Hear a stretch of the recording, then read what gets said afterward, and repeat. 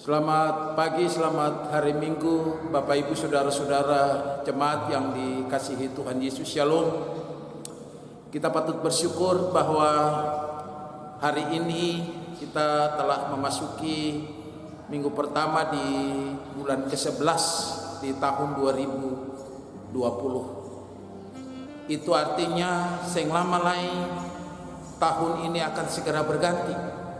Dan karena itu harus diakui bahwa perjalanan kita di tahun ini penuh dengan pergumulan berat akibat pandemi COVID-19 yang belum berakhir sampai dengan saat ini.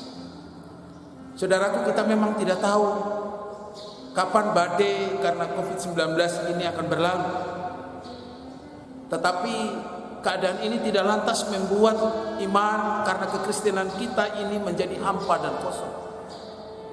Sebaliknya, kita mesti yakin sungguh bahwa pergumulan kita di tengah pandemi COVID-19 ini pastilah membuat kualitas hidup kekristenan kita menjadi lebih baik. Mungkin kita bertanya, apa standarnya? Apa ukurannya supaya kita dikatakan bahwa kualitas iman kekristenan kita itu baik?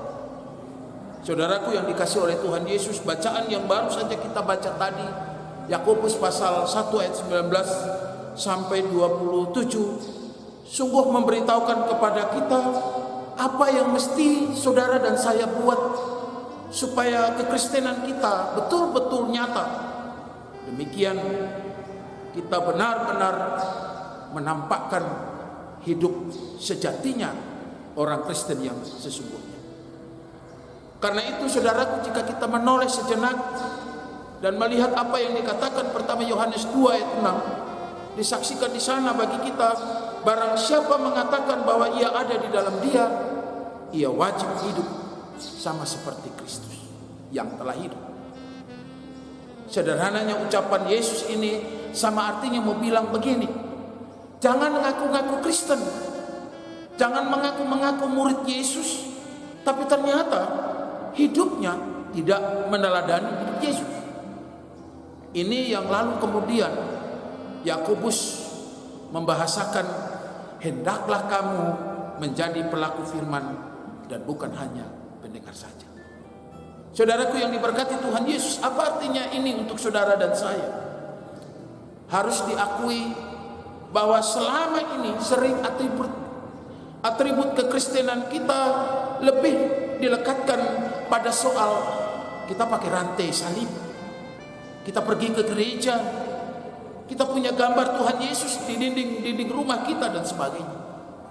Saudaraku kekasih, jika ini yang menjadi standar yang membuat saudara dan saya menjadi Kristen, maka saya rasa pikiran ini terlalu dangkal dan sangat keliru.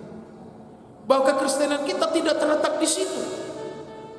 Kekristenan dengan standar seperti itu adalah kekristenan yang biasa saja.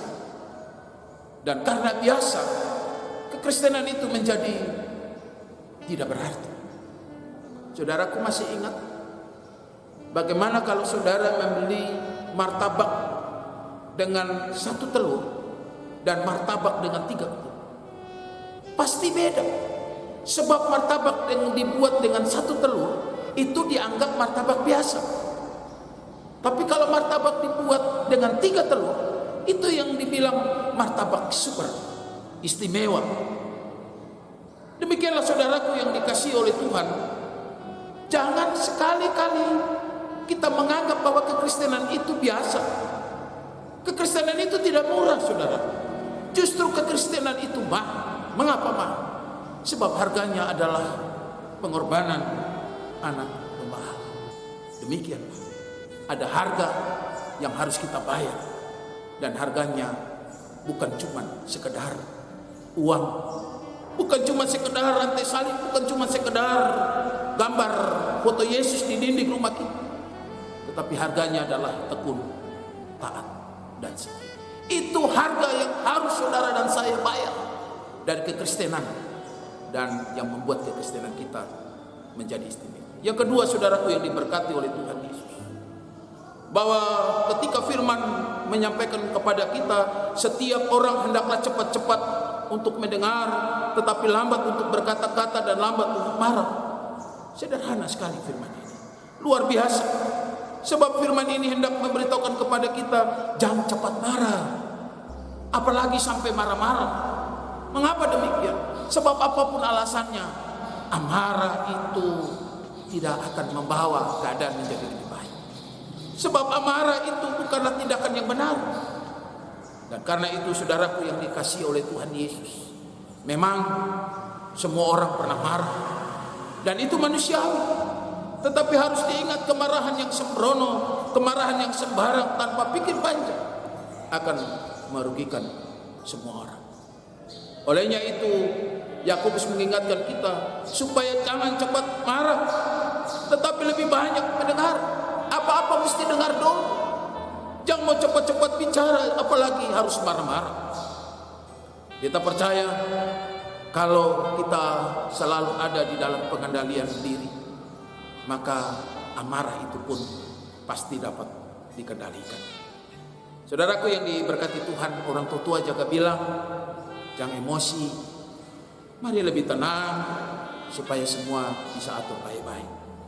Kita rasa nasihat orang tua ini yang boleh kotong lupakan, harus selalu diingat supaya hidup kekristenan kita akan nampak lebih baik.